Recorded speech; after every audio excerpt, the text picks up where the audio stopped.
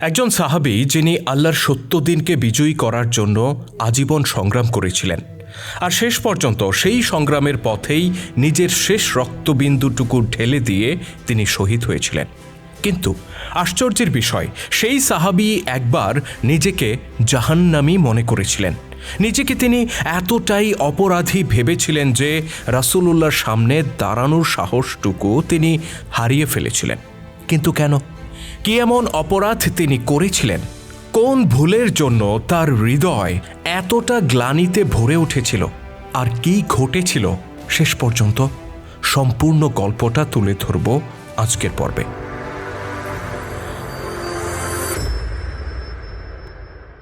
আমাদের আজকের গল্পটা যাকে নিয়ে, তিনি হযরত সাবিত ইবনে কায়েস রাদিয়াল্লাহু তাআলা আনহু।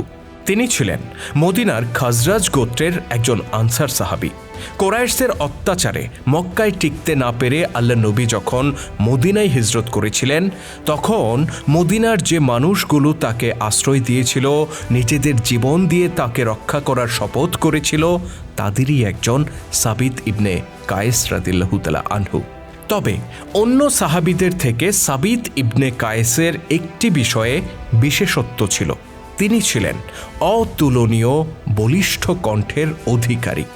তিনি দৃঢ় কণ্ঠে মানুষের সামনে ইসলামের মহান আদর্শের কথা তুলে ধরতেন।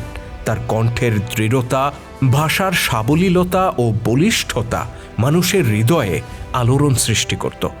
একবার এক আরব গোত্রের নেতারা মদিনায় এসে রাসূলুল্লাহর সাথে সাক্ষাৎ করে। তারা বলে, আমরা আপনার সাথে বংশীয় গৌরব নিয়ে মুফাক্কারা করতে চাই। মুফাক্কারা ছিল তৎকালীন আরবে প্রচলিত এক ধরনের প্রতিযোগিতা, যেখানে দুই পক্ষ বক্তব্য ও কবিতার মাধ্যমে নিজেদের বংশীয় গৌরব তুলে ধরত এবং একে অপরের উপর শ্রেষ্ঠত্ব প্রমাণের চেষ্টা করত। রাসূলুল্লাহ সাল্লাল্লাহু আলাইহি ওয়াসাল্লাম আগত ওই গোত্রকে এ ব্যাপারে অনুমতি দেন। তাদের একজন নিজেদের বংশীয় গৌরব তুলে ধরে দীর্ঘ বক্তব্য রাখে। অতঃপর আসে মুসলিমদের পালা। রাসূলুল্লাহ সাল্লাল্লাহু আলাইহি ওয়াসাল্লাম সাবিত ইবনে কায়েস রাদিয়াল্লাহু তাআলা আনহুর দিকে তাকান। সাবিত তখন মুসলিমদের পক্ষ থেকে দাঁড়িয়ে যান।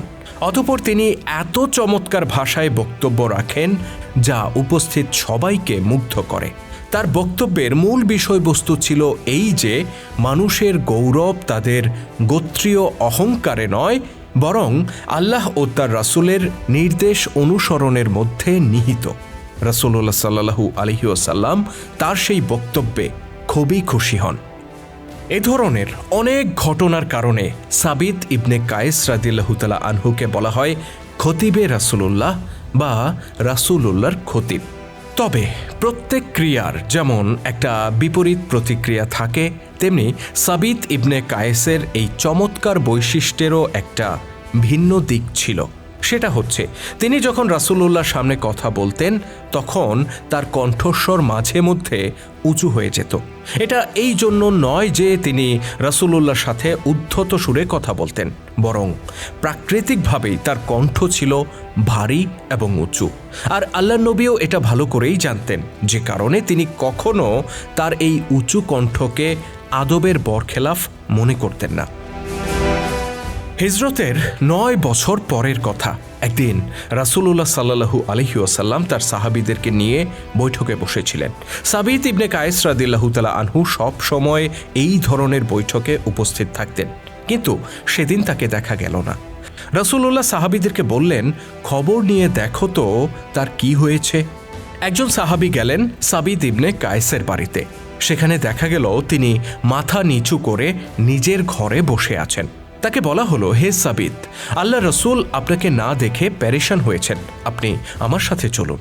সাবিত রাদিয়াল্লাহু তাআলা আনহু মাথা উঁচু না করেই বললেন, আমি রাসূলুল্লাহর সামনে যেতে পারবো না। সাহাবী জানতে চাইলেন, তিনি নিজে যেখানে আপনাকে খুঁজছেন সেখানে কেন আপনি যেতে চাইছেন না?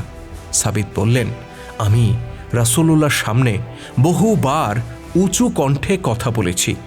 আমার সমস্ত আমল আমি ধ্বংস করে ফেলেছি, আর আমি জাহান্নামী হয়ে গেছি। দর্শক, হিজরতের ৯ বছর পরে এসে সাবিত রাদিয়াল্লাহু তাআলা আনহু হঠাৎ কেন এই কথা বললেন? এর পেছনে একটা ঐতিহাসিক প্রেক্ষাপট আছে। আমি খুব সংক্ষেপে বলছি। এটা যে সময়ের কথা, ততদিনে বদর, উহুদ, খন্দক, মক্কা বিজয় সহ বড় বড় অনেকগুলো যুদ্ধ হয়ে গেছে। জাজিরাতুল আরবের অধিকাংশ গোত্রই ততদিনে ইসলাম গ্রহণ করে নিয়েছে। বিশেষ করে গত 2 বছরে দলে দলে বিভিন্ন গোত্রের লোকেরা মদিনায় এসে রাসূলুল্লাহর কাছে ইসলাম গ্রহণ করেছে। কিন্তু এই যে দলে দলে লোকেরা আসলো, তাদের মধ্যে অনেকেই ইসলামের মর্মবাণী সঠিকভাবে উপলব্ধি করেনি, বরং তারা চারিদিকে মুসলিমদের বিজয় দেখে রাজনৈতিক কারণে ইসলাম গ্রহণ করেছিল। এই নও মুসলিমদের অনেকেই রাসূলুল্লাহর সাথে কণ্ঠ উঁচু করে কথা বলতো, এমনকি কেউ কেউ রাসূলুল্লাহর ভুল ধরারও চেষ্টা করত। রাসূলুল্লাহর ঘরের বাইরে এসে তারা তার জন্য অপেক্ষা না করে হইচই লাগিয়ে দিত। এরকম আচরণগত অনেক অসঙ্গতি তাদের মধ্যে ছিল। এই প্রেক্ষিতে আল্লাহ রাব্বুল আলামিন সূরা হুজুরাত নাজিল করেন। সেখানে আল্লাহ তাআলা বলেন, হে ঈমানদারগণ, তোমরা নবীর কণ্ঠস্বরের উপর নিজেদের কণ্ঠস্বরকে উঁচু করিও না। নিজেদের মধ্যে তোমরা যেভাবে উঁচু স্বরে কথা বলো, নবীর সাথে সেইভাবে বলিও না, তাতে তোমাদের সমস্ত আমল বিনষ্ট হয়ে যাবে। আর গোলযোগটা বাঁধে ঠিক এখানেই। এই আয়াতগুলো শোনার পর সাবিত ইবনে কায়েস রাদিয়াল্লাহু তাআলা আনহু নিজের অতীতের দিকে তাকান। তিনি দেখেন বহুবার তিনি রাসূলুল্লাহর সামনে উঁচু কণ্ঠে কথা বলেছেন। সাথে সাথে তার নিজের মধ্যে সৃষ্টি হয় একটা প্রচণ্ড অনুশোচনা। তার মনে হয় আল্লাহর দ্বীনের জন্য তিনি এতকাল যত সংগ্রাম করেছেন, যত আমল করেছেন, সবই হয়তো বিনষ্ট হয়ে গেছে। যে কারণে তিনি আগত সাহাবীকে বলেন, আমার সমস্ত আমল ধ্বংস হয়ে গেছে, আমি জাহান্নামী হয়ে গেছি। একথা শুনে উক্ত সাহাবী রাসূলুল্লাহর দরবারে ফিরে যান এবং সব কিছু খুলে বলেন।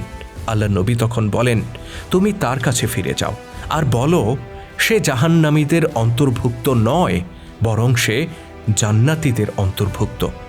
সাহাবী ফিরে যেয়ে যখন সাবিত রাদিয়াল্লাহু তাআলা আনহুকে এই কথাটা বললেন, তখন তার মুখটা উজ্জ্বল হয়ে উঠল। যতটা গ্লানি তাকে গ্রাস করেছিল, ঠিক ততটা আনন্দ তাকে আপ্লুত করে তুলল। কারণ স্বয়ং রাসূলুল্লাহর মুখে জান্নাতি হিসেবে স্বীকৃতি পাওয়া 4টেখানি কথা ছিল না। এই ঘটনার মোটামুটি 1 বছর পর ইহলোক ত্যাগ করেন আল্লাহ নবী। তার ইন্তেকালের পর সেই আরব গোত্রগুলোর আসল চেহারা বেরিয়ে আসে, যারা একসময় দলে দলে ইসলাম গ্রহণ করেছিল। তাদের অধিকাংশই এই সময় ইসলাম ত্যাগ করে এবং খলিফা আবু বকরের বিরুদ্ধে বিদ্রোহ ঘোষণা করে। তাদের কেউ কেউ নিজেকে নবী হিসেবেও ঘোষণা করে। এ সময় আবু বকর রাদিয়াল্লাহু তাআলা আনহু ধর্মত্যাগীদের বিরুদ্ধে যুদ্ধ ঘোষণা করেন। হযরত খালিদ বিন ওয়ালিদ রাদিয়াল্লাহু তাআলা আনহুর নেতৃত্বে মুসলিম বাহিনী একে একে বিদ্রোহীদেরকে পরাজিত করে, যার ধারাবাহিকতায় সবচেয়ে রক্তক্ষয়ী যুদ্ধটি ছিল ভণ্ড নবী মুসাইলামার বিরুদ্ধে পরিচালিত ইয়ামামার যুদ্ধ। আর এই যুদ্ধেই বীরত্বের সাথে লড়াই করে শহীদ হন রাসূলুল্লাহর খতিব সাবিত ইবনে কায়েস রাদিয়াল্লাহু তাআলা আনহু। তার মতো সাচ্চা নবী প্রেমীদের রক্তের বিনিময়ে সেদিন বিদ্রোহী গোষ্ঠীর বিরুদ্ধে চূড়ান্ত বিজয় অর্জন করেছিল মুসলিম বাহিনী। এটা বড় অদ্ভুত বিষয় যে যাদেরকে উদ্দেশ্য করে আল্লাহ তাআলা পবিত্র কোরআনে সূরা হুজুরাত নাজিল করেছিলেন, সেই গোত্রগুলোর অনেকেই নিজেদেরকে সংশোধন করেনি, বরং তারা মুখে মুখে ইসলাম গ্রহণ করে আর অন্তরে বয়ে বেড়ায় মুনাফেকি। কিন্তু সাবিত বিন কায়েসের মতো সত্যিকার মোমেনরা ঠিকই নিজেদেরকে সংশোধন করেছিলেন। একজন সত্যিকার মোমেন আর কপট মুনাফেকের মধ্যে এটাই পার্থক্য। সত্যিকার মোমেনদের চোখে নিজেদের দুর্বলতাগুলোই আগে ধরা পড়ে, যে কারণে তারা নিজেদেরকে শুধরে নেন। আর যারা কপট, তাদের চোখে কখনোই নিজের দোষ ধরা পড়ে না, যে কারণে সংশোধনের পথও তাদের রুদ্ধ হয়ে যায়। ইসলামের গৌরবময় ইতিহাস নিয়ে নির্মিত ভিডিও চিত্র আমরা ধারাবাহিকভাবে তুলে ধরছি আমাদের চ্যানেলে। আপনি যদি নতুন হয়ে থাকেন তাহলে চ্যানেলটিতে সাবস্ক্রাইব করার অনুরোধ রইল। আর আজকের ভিডিওটি কেমন ছিল কমেন্ট করে জানাতে ভুলবেন না। যদি ভালো লেগে থাকে তাহলে অবশ্যই লাইক ও শেয়ার করে ছড়িয়ে দেওয়ার অনুরোধ রইল। আল্লাহ হাফেজ।